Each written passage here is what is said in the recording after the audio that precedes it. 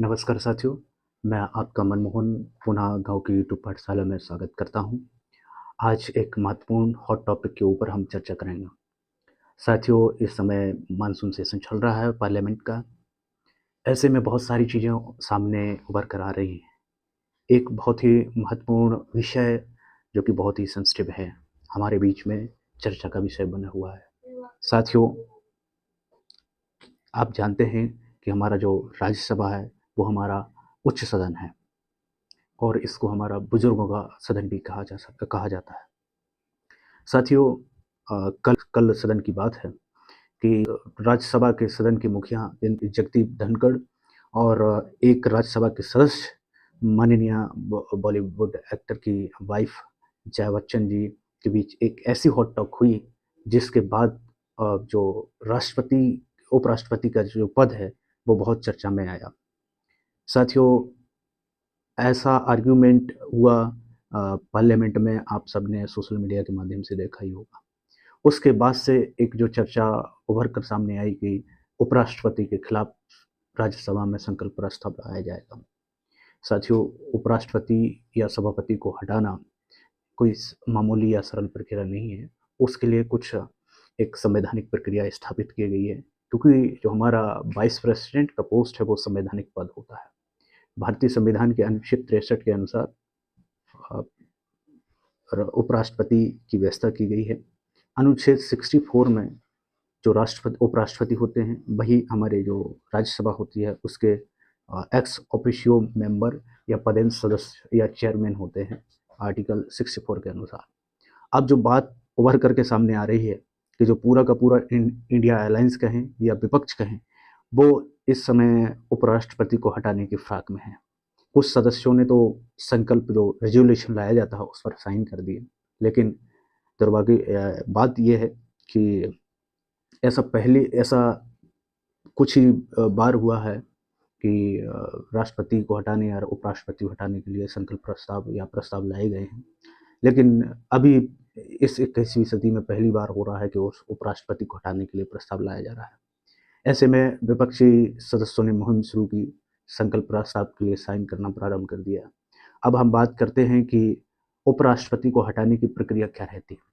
भारतीय संविधान के अनुच्छेद 67 के अनुसार अगर भारत के उपराष्ट्रपति को हटाना है या राज्यसभा के सभापति को हटाना है तो उसके लिए कुछ प्रक्रिया निश्चित की गई है और वो प्रक्रिया आर्टिकल 67 के अनुसार एग्जीक्यूशन किया जाता है उसका।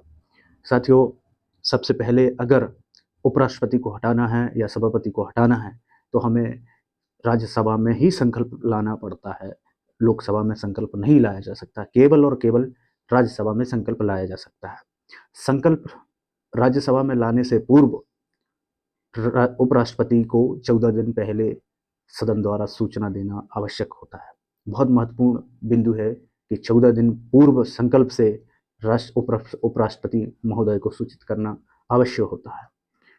और उसके बाद जब भी राज्यसभा में संकल्प प्रस्ताव लाया जाता है तो जो संकल्प प्रस्ताव है वो इफेक्टिव मेजॉरिटी से पास होना चाहिए। इफेक्टिव मेजॉरिटी का मतलब यहाँ होता है कि जो वर्तमान में जो सदस्य संख्या मौजूद है उसका बहुमत होना चाहिए। सदन का बहुमत नहीं, उपस्थित जो वर्तमान में जो सीटें भरी हुई हैं उसका बहुमत होना चाहिए। वेकेंट सीटें अगर हैं तो उसको हम मेजॉरिटी में शामिल नहीं करते हैं। ये बहुत महत्वपूर्ण बात है कि उपराष्ट्रपति को हटाने के लिए इफेक्टिव मेजॉरिटी या प्रभावी बहुमत की ज़रूरत होती है। अगर राज्यसभा द्वारा प्रभावी बहुमत द्वारा संकल्प पारित कर दिया जाता है, फिर उसके बाद लोकसभा को भेजा जाता है। अगर लोकसभा सामान्य बहुमत से इस संकल्प को पारित कर दिया जाता है तो फिर उपराष्ट्रपति महोदय अपने आप हट जाते हैं। लेकिन शर्त यह है कि उपराष्ट्रपति महोदय तब तक पद पर बने रहेंगे जब तक कोई और दूसरा उस पद को ग्रहण नहीं कर लेता है। ये हमारे संविधान में प्रावधान है। बहुत ही महत्वपूर्ण चर्चा अभी वर्तमान में उपराष्ट्रपति को हटाने के लिए है। विपक्ष इस समय प्रयास कर रहा है, क्योंकि विपक्ष के द्वारा तमाम प्रकार के आरोप प्रत्यारोप लगाए गए कि माननीय जो हमारे उपराष्ट्रपति महोदय हैं या राज्यसभा के हमारे चेयरमैन हैं वो हमें ठीक से बोलने नहीं देते हैं या आरोप प्रत्यारोप मढ़ते हैं, तमाम प्रकार के आरोप प्रत्यारोप लगाते रहते हैं। लेकिन एक प्रशासक के तौर पे, एक स्टूडेंट के तौर पे हमें यही जानना ज़रूरी है, जो कि मैंने पहले बता दिया, कि उपराष्ट्रपति को कैसे हटाया जाता है।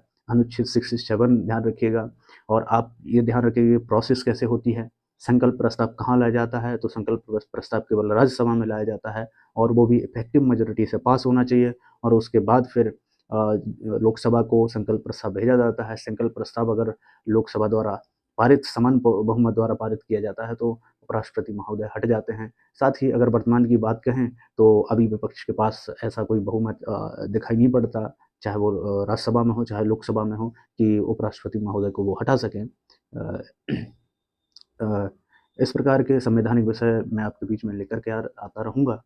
कृपया आप लोग इस वीडियो को लाइक, सब्सक्राइब एंड शेयर करें, सपोर्ट करें। थैंक यू, धन्यवाद।